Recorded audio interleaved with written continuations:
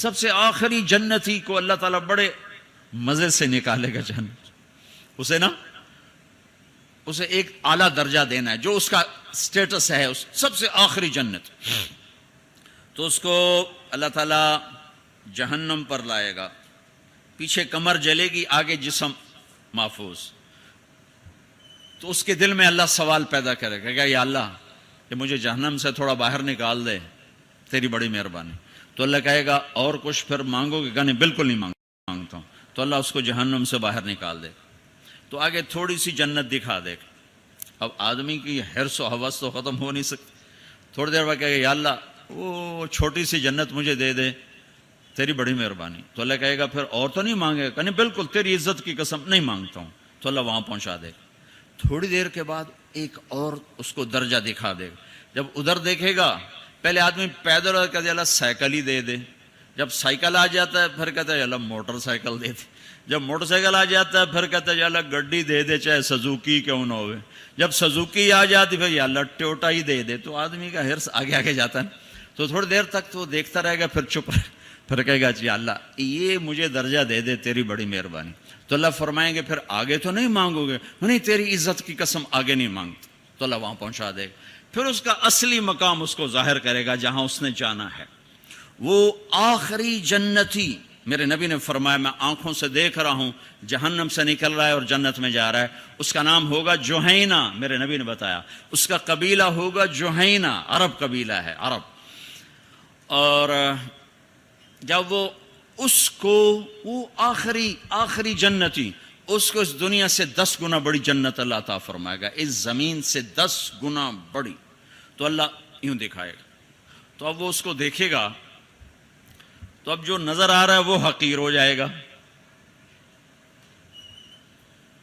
تو پھر اس کو سوچ آئے گی جو ہن منگے آتا کہ نہیں ریورس گیئر نہ لگ جائے، دوبارہ پیچھے دوزخ کی واپسی نہ ہو جائے.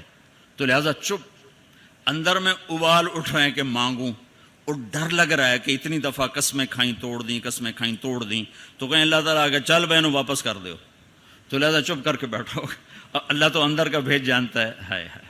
تھوڑی دیر کے بعد اللہ کہے گا مانگتے کیوں نہیں ہو، مانگتے کیوں نہیں؟ کہے گا یا اللہ سألتک حتی استحییت وحلفت فیک حتی استحییت.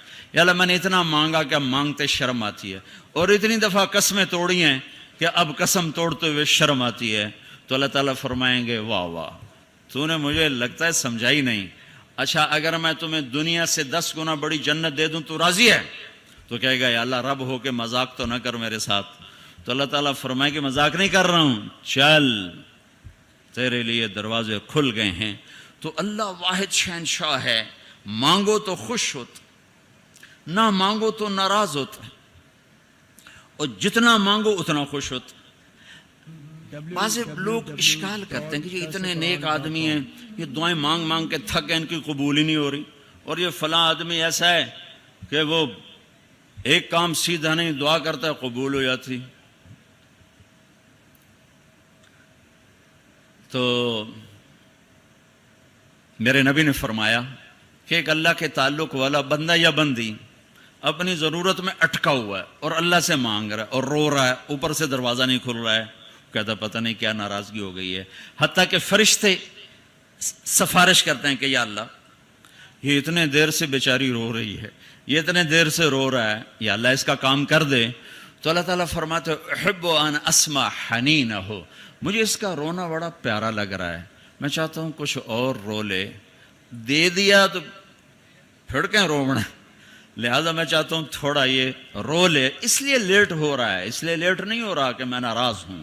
تو اللہ تعالیٰ کے مختلف اپنے بندوں کے ساتھ معاملات ہیں.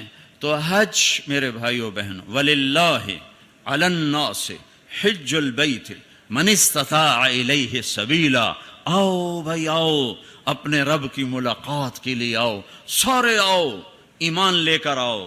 کافر کلمہ پڑھ لو اور کلمے والے تیاری کر لو.